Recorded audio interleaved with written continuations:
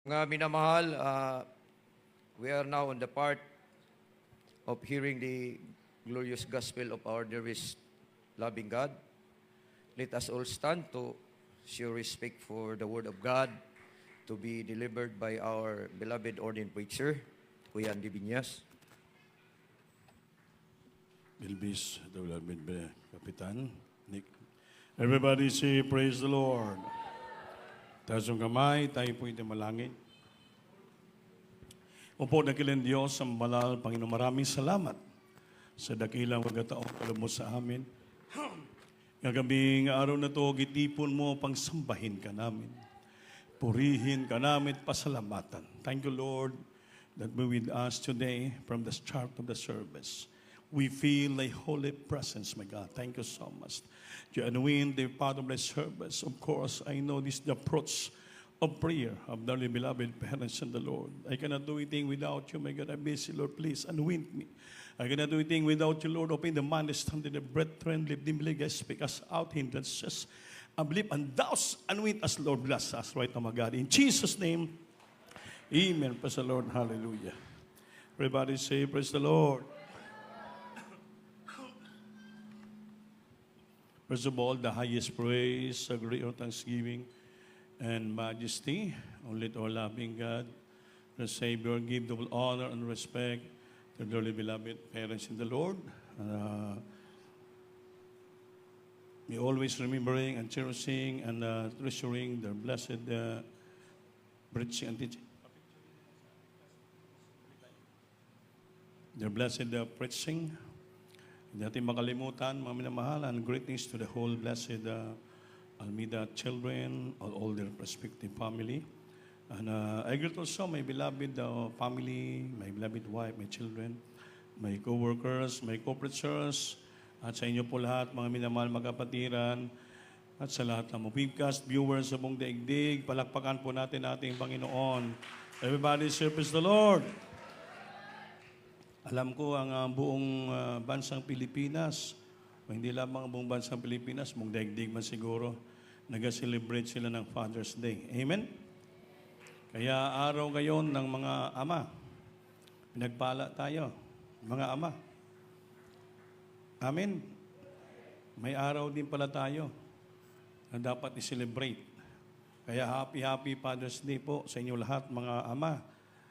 Dito sa gawain ng ating Panginoon, throughout the world, sa lahat na nang-listening, ng mga ama, of course, especially sa ating ama sa langit, ating mahal Panginoon, and of course, sa ating beloved Honorable Pastor, Waldis Almeida, and all beloved children, nga mga lahat ay mga ministers sa church, na sila po ay ginamit ng Panginoon, na they have their wife, their children, their family, at we call them the fathers of their family. Kaya happy din para sa lahat ng beloved children, ng mga ministers sa ministry ito. At sa lahat ng mga kapatiran sa buong daigdig. Palakpakan po natin ang Diyos. Everybody service the Lord. Amen. So, ma'am na mahal, siyempre ang ating beloved noble pastor, nasa langit na po, ay siyempre kayo bilang isang ama siya, so, natural, alalahanin din natin kapag yung pag-aama. Amen? Kaya ginagreet natin Happy Father's Day. Sa mga buhay, lalo dito sa lupa, lalo kayo mag-celebrate. Kaya nandito tayo lahat, mga minamahal. So, mga minamahal natin, beloved parents, Lord, beloved noble pastor, hindi natin siya gina-great, gina-celebrate dahil siya ay wala na dito sa langit, kundi ginaalaala lang natin ang kanyang mga magagandang gawa. Amen? Amen. At marapit na rin birthday at ang beloved noble pastor, si June 28. Hindi po natin siya gina-great niya, happy birthday niya, kaya wala na siya dito. Kundi ginaalaala lang natin yung kaarawan na siya pinanganak. Hindi po natin makalimutan yan sa iglesia. Yan ang tawag po yung pag-alaala. Dahil nakasulat sa Biblia, mga minamahal, yung mga nangulo at nanguna sa atin, nga mabuti, hindi po natin sila makalimutan at sila po'y binibilang natin ng dubling pagrespeto. Dahil nakasulat naman lahat sa banal na kasulatan. That's why we're always remembering and cherishing and treasuring their blessed preaching and teaching. Kaya yan pong inalaala natin. Gina-cherish natin, meaning cherishing ay hold dear. Hanggang ngayon, andyan pa rin sila sa ating puso. That's why we cherish, treasuring, siyempre, hindi mawala sa puso natin, pinagyayaman natin yung kanyang maturo. At ginaalaala, remembering, ginaalaala natin ang ilang mga turo na iniwan sa atin, their legacy of their faith and teaching in our church. Ito pong ating ginaalaala. Palagpakan po natin ang ating malapay noon.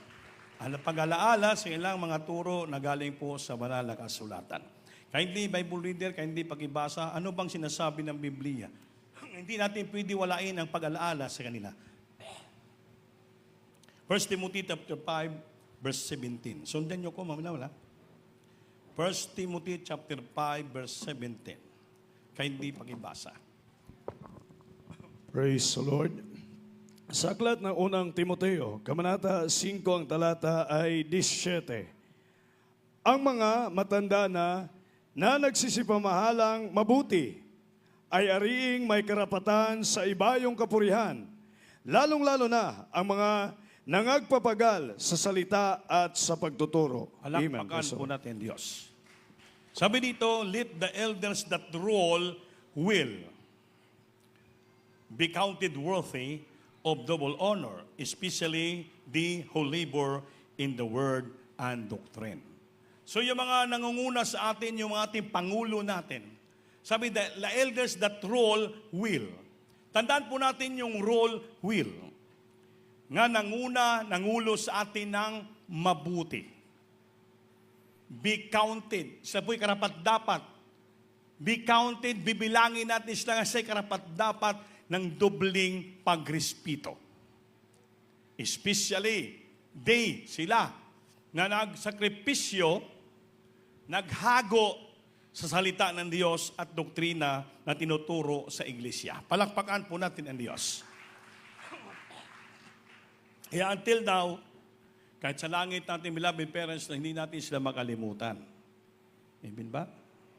May mga kritiko, may ibang mga tao, sabi nila, wala na daw, bakit ginalaala pa?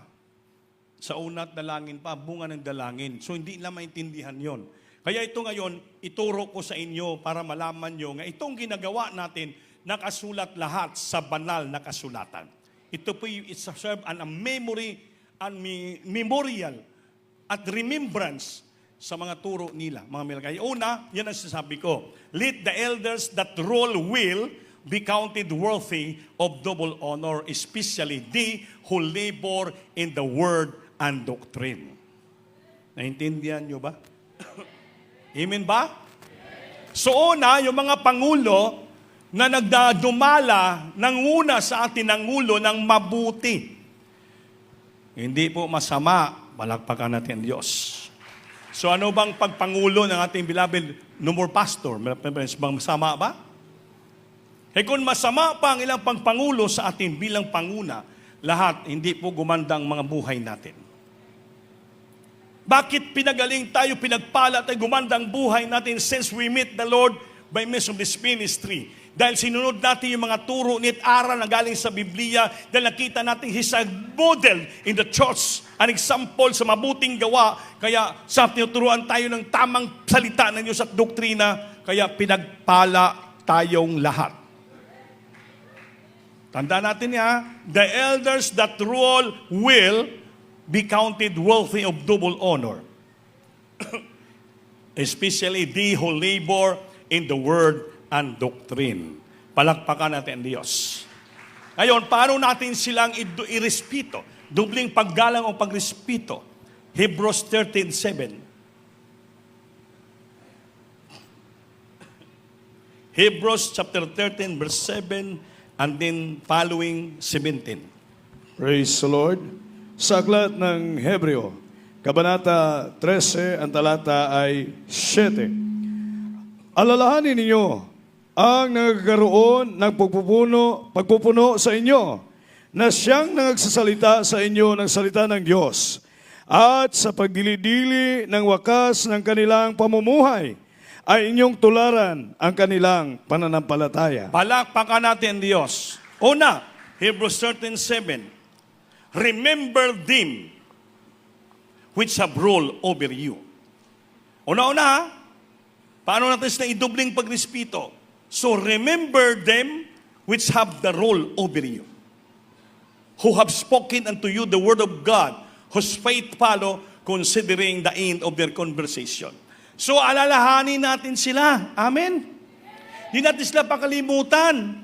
Always remember them which have the rule over you. Alalahanin palagi natin yung mga nagapangulo sa atin. Nagsalita sa atin ng salita ng Diyos. Kaya kailangang panampalataya tularan natin hanggang sa huli-huliang salita na binitawan nila sa atin, considering the end of their conversation. Kahit wala na sila, i-consider pa rin natin ang katapusan ng mga salita na binitawan nila sa iglesia. Nasa Biblia lahat, mga minamahal. Amen ba? Kaya para maintindihan sa lahat, una, remember them which have rule over you, who have spoken unto you the word of God, whose faith follow, considering the end of their conversation. Pangalawa, 13:17 ng Hebrew. Praise the Lord. Sa aklat ng Hebreo, Kabanata 13, ang talata ay 17. Magsitalima kayo sa namiminuno sa inyo at kayo'y pasakop sa kanila, sapagkat pawang nangagpupuyat dahil sa inyong mga kaluluwa, na parang sila ang mga susulit, upang ito'y gawin nilang may kagalakan at huwag may hapis, sapagkat sa ganito'y di ninyo mapapakinabangan. Palakpakan natin Diyos. Pangalawa, obey them who rule over you. Una, they're worthy of double honor because they rule as will. Then, remember them which have rule over you. Pangalawa, obey. Kita mo? Alalahanin ang una. Pangalawa, sumunod tayo sa kanila. Obey them who have rule over you. Submit yourself. Kita mo? Ipasakop natin ang ating mga buhay sa kanila. Sumunod tayo. For the watch for your soul. Kasi sila po nanalangin, nagpupuyat araw-gabi sa ating mga kaluluwa. Palakpakan natin ang Diyos. Amen ba? Amen? For the watch for your soul, as they that must give account.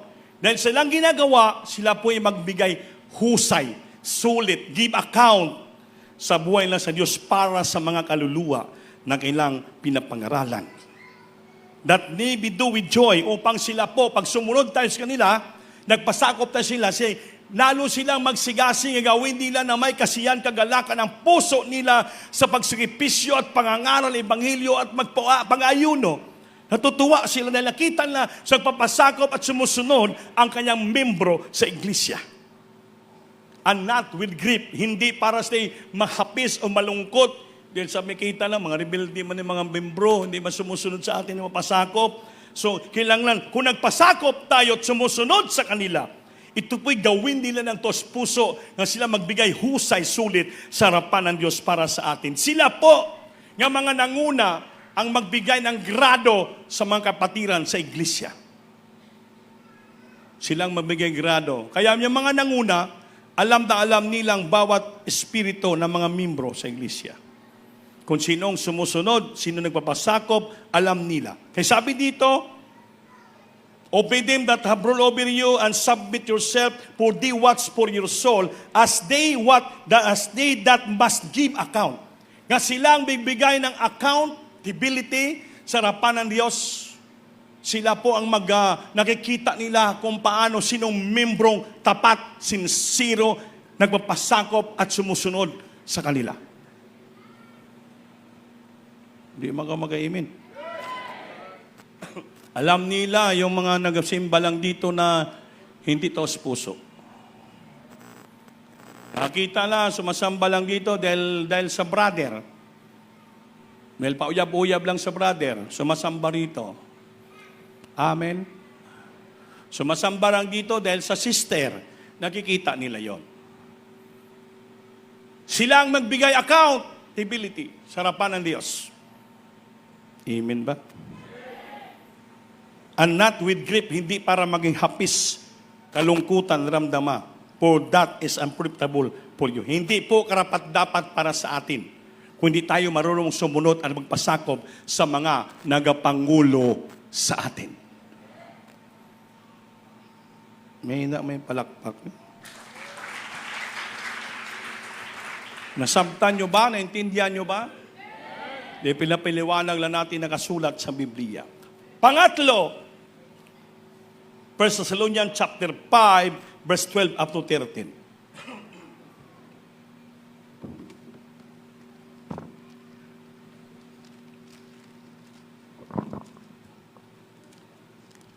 And we beseech you, brethren, to know them which labor among you, and over you in the Lord. And admonish you. Yan ang sabi sa ating sa Ingles. Sige, nabasa. Praise the Lord. Sa aklat na unang Tesalonica, Kabanata 5, ang talata ay 12 hanggang 13. Datapwat ipinamamahik namin sa inyo, mga kapatid, na inyong kilalanin ang nagpapagal sa inyo Inyong kilalahanin ang mga nagsinipisyo nagpagal sa inyo. at nangamumuno sa inyo sa Panginoon At namumuno sa inyo sa Panginoon. at nangagpapaalala sa inyo. At nagpaalaala sa inyo. 13. At inyong lubos na pagkamahalin sila sa pag-ibig At inyong lubos pagkamahalin sila sa pag-ibig. dahil sa kanilang gawa, Sa kanilang gawang sakripisyo. magkaroon kayo ng kapayapaan. Magkaroon kayo ng kapayapaan pag inyo ito ginagawa. Kung hindi nyo ito ginagawa, wala kayong kapayapaan. I beseech you, brethren, to know them which labor among you. Kinapalalahanan ta kayo, nakiusap ako si mga kapatid, na kailangan kilalahanin mo. Kilalahanin mo yung mga nag-anto sakripisyo para sa iyo. Nakilala ba natin ating mga pastor? Mama Der? Amen? And over you in the Lord, yun ang nangangulo sa inyo sa Panginoon. At admonish at nagapaalaala sa inyo sa salita ng Diyos. Kaya kung mag-preach ang preacher dito, hindi kayo sinasaktan. Hindi kayo riniribyok, hindi kayo pinapahiya. Kundi kayo lamang ay pinapaalalahanan ng salita ng Diyos. Para mabuksan ang isipan natin, yan po ang trabaho ng pangnangunguna at nangungulo sa iglesia. Ngunit sa kabila niyan, pakamahalin natin sila ng grabing pagmamahal sa pag-ibig. Mahal niyo ba yung Pangulo? Yun ang tanong. Oh. And to esteem them very highly in love. Taas pa. Pakamahalin natin sila sa pag-ibig. Hindi kalabanin natin sila. Hindi yung kontrahin natin sila. Hindi yung kalabanin natin sila. Kundi sabi, and to esteem them highly in love. Pakamahalin natin sila sa pag-ibig dahil sa kanilang mga sakripisyong araw-araw pagpupurig ginagawa. At ang kapayapaan darating sa inyo. Kung gusto mo magkaroon ka ng kapayapaan sa paglingkod sa Diyos, sundin mo ditong nakasulat sa Biblia. Amen? Kaya marami mga nagrebuilde sa church, lalo sa church, nagkagulo ang mga buhay. Minsan nga, nag-preach ako dito Gikod pa nila sa YouTube yung preaching ko. Tapos nagbati ko sa sila, oy, ang tawag sa akin, oy, si Andy Bugas. Si Andy Bigas na yung tawag sa akin. Yeah, grabing depensa yan sa church kasi mo na yung dagang istorya. Si Brian nagkakita. Sabi ko, wag mo na pansinin yan, Brian. Bahala na kung anong tawag na sa atin. Basta yung tinasabi ng Biblia, tinuturo natin, pinapahayag lang natin, kinakasulat sa Biblia. Kung natamaan sila, sakitan sila, tawagin tayong Andy Bigas. Maganda yun, marami tayong bigas dito. Palakpakan natin ang Diyos. Amen ba? Amen! Nasa Biblia lahat, ibalik mo sa 12 nga bersikulo. And we visit you, brethren. Pinapalaanan ta kayo, nakiusap ako sa inyo mga kapatid. Visits you, brethren, to know them. Kailangan kilalahanin nyo kung sinong mga pangulo sa inyo. Siguro sa 34 years natin pagsama, kilala nyo na si Brother Andy. Amen. Kilala na yung pamilya ko. Magkakilalahanay na tayo. Posibleng yun na pa kami makikilala. Hayag ang buhay namin sa inyo. I beseech you, brethren, to know them which labor among you. Kaya kami nga mga manggagawa, kilalang kilala namin kung sino ang aming beloved parents in the Lord. Gano'n na lang pagsuporta namin, pagmamahal sa kanila, sa mga beloved sin. Bakit? Nakikilala namin sila ng lubusan. Kung ano sila at sino sila, anong ginagawa nila para sa Diyos at para sa kaigsunan sa iglesia. Nasa Bible po yan. I beseech you, brethren, to know them which labor among you. Kilalahanin mo yung mga tao nag-asakripisyo para sa iyo araw-gabi na nalangin, nag-ayuno, and over you at nangulo sa inyo in the Lord. Nangulo sa inyo sa Panginoon at admonish